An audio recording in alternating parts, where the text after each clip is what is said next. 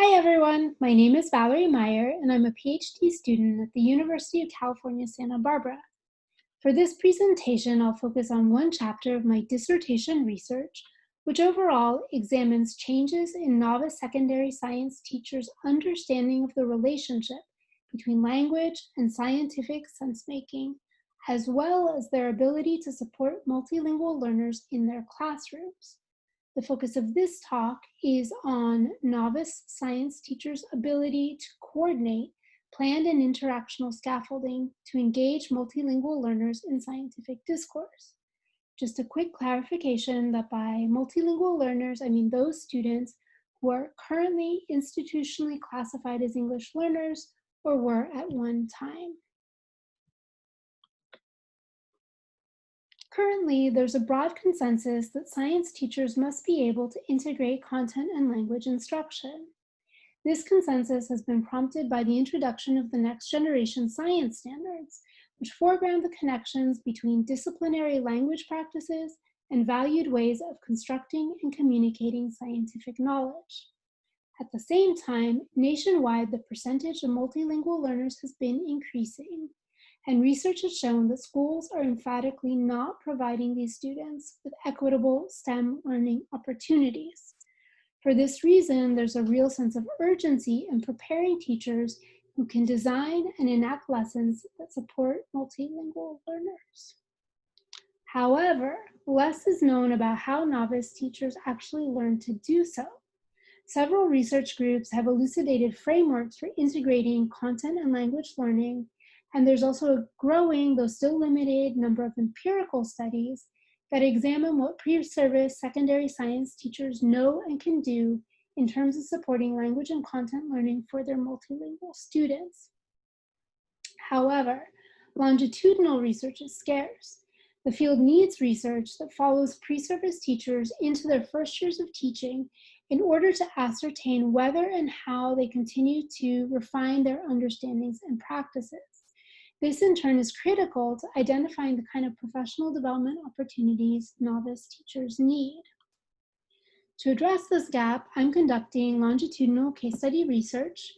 For this chapter, my research questions were, how do novice science teachers create and scaffold opportunities for their multilingual learners to engage in scientific discourse, and how do these practices change over time? The larger study included 4 participants, but today I will focus on Mr. A, a high school physics teacher. Along with the other 3 participants, Mr. A graduated from a 13-month teacher education program that has an explicit focus on preparing secondary STEM teachers to work with multilingual learners. In their first science methods course, participants were introduced to the framework depicted here, which proposes 4 principles of effective instruction for multilingual learners. These include engaging students in cognitively demanding work, leveraging students' funds of knowledge, providing extensive opportunities for students to use language productively, and identifying and supporting academic language demands, with academic language broadly conceived. These 4 principles are reinforced throughout the participants' teacher education program. This data, or this table, summarizes the larger corpus of data for Mr. A, but today I'm just going to compare 2 focal activities from the Year 1 and Year 2 classroom observations. Although the name of the course changed from Year 1 to Year 2, as the physics department began to detract their classes, in fact, the 2 classes were very similar in terms of content and demographics. Both had 2 to 3 students who were currently classified as English learners, as well as many more reclassified students. In both years, students were working with the scientific practice of arguing from evidence and engaged in constructing a claim evidence reasoning chart, although the topic was different. To compare how Mr. A scaffolded discourse across the 2 years, I drew on Hammond and Gibbons' idea of planned and interactional scaffolding. Just as the name suggests, planned scaffolding includes all the supports teachers design into their lessons prior to actual instruction, while interactional scaffolding refers to the scaffolding they provide in the moment as they respond to unfolding classroom events. I also drew on the literature on how to support multilingual learners in order to identify different categories or purposes for planned scaffolding. These include contextualizing language use, helping students to interpret language, helping students to produce language, leveraging students' multilingual repertoires, and organizing instruction. In addition to Hammond and Gibbons, to analyze interactional scaffolding, I drew on the literature describing talk moves teachers can use to elicit and work with students' ideas. Now I'll briefly present my findings, starting with planned scaffolding. So this table summarizes the sequence of tasks that Mr. A used in year 1 and year 2 as part of the larger CER chart activity. In year 2, he not only included more tasks, but the tasks themselves were quite different. I'll highlight just one particularly salient difference. So in year 1, after students developed their own CER charts, the teacher nominated one student to read out loud to the rest of their group a CER paragraph he had written. While this paragraph was intended to model scientific language, Mr. A didn't unpack its linguistic features or guide students to do so. The students did not analyze or produce new language, they simply repeated existing language. In contrast, in year 2, after students had collaboratively created a CER chart with their lab group, they did carousel presentations. So one half of the group stayed with their whiteboard while the other half rotated to other groups and asked questions. The students had continued opportunities to communicate and refine their scientific understandings. This table summarizes other differences in the planned scaffolding Mr. A provided in years 1 and 2. In year 2, Mr. A differentiated his instruction in a way he hadn't in year 1, and he provided more types of support to help students interpret and produce language. Notably, though, he didn't use any strategies to leverage students' multilingual repertoires in either year. So now I will quickly compare the interactional scaffolding across the 2 years. Because arguing from evidence involves supporting, evaluating, and critiquing claims, it's particularly important for teachers to ask questions that push students to clarify their reasoning and to respond to their classmates' reasoning. In this excerpt, students are working in lab groups to decide what, if anything, is wrong with the claim that a cart with a larger mass will exert a greater force on a cart with a smaller mass. After Javier rejects this claim, in line 5, Mr. A does ask, why? How do you know?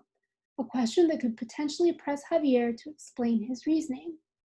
In line 9, Mr. A tries to involve other group members and have them build on Javier's nascent idea. However, it becomes clear that Mr. A is primarily concerned with having students identify the correct scientific law, and he launches into an explanation of Newton's third law in line 11. In line 13, he immediately corrects Javier, who has either intentionally or inadvertently said that Newton's second law is the relevant one. Rather than asking probing questions to uncover if or why Javier thinks it's Newton's second law, Mr. A quickly moves to narrow the discussion to the correct answer. In this way, the CER chart becomes a vehicle for reproducing received knowledge rather than constructing this knowledge through argumentation. This excerpt is typical of the ways in which Mr. A facilitated small group interactions. This next excerpt comes from year 2, and in it, Mr. A visits a group and gives them feedback on the reasoning piece of their CER chart. His feedback in lines 1, 3, 5, and 7 again focuses on guiding students to produce a more accurate explanation rather than really supporting argumentative discourse. However, it does illustrate 2 important changes from year 1. First, because Mr. A had provided students with links to a text, an animation, and a video about the Doppler effect, He was no longer the primary source of scientific knowledge. Instead, students had to collaborate to integrate their different understandings. This is quite different from year one, when Mr. A re-explained Newton's third law as he visited each small group. Second, in line 11, Mr. A signals that he is interested in having students provide a more comprehensive explanation of the phenomena.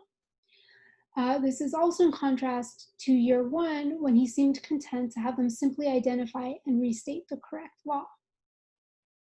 So again, this excerpt I chose because it's kind of typical of the way that Mr. A facilitated small group work in year two. Overall then, in year two, through a combination of plan and interactional scaffolding, Mr. A provided more extensive opportunities for his students to engage in scientific discourse. To kind of sum up, based on the larger corpus of data and not just an analysis of this activity, I found that both the extent and the nature of Mr. A's planned and interactional scaffolding changed as he gained teaching experience. However, in the observed lessons at least, these changes did not seem to adequately support multilingual learners. For example, in year two, the multilingual learner who was in the earliest stages of English language learning didn't really participate in any of the activities. It's common to hear science teachers say that in designing lessons for their multilingual learners, they actually end up helping all their students because they must think more intentionally about the role of language in their classes. Although this is a small study, my findings complicate this notion and indicate that teachers may indeed be better supporting students who are already fluent speakers of English to engage in scientific discourse, but that what they're doing is not enough to support their multilingual learners. This suggests that both teacher education programs and professional development still have significant work to do in preparing novice teachers who can closely observe their individual multilingual students, gauge their successes and challenges in engaging in disciplinary discourse, and providing targeted support. So thank you. I know I went through this presentation quite quickly, so please don't hesitate to contact me if you have any questions.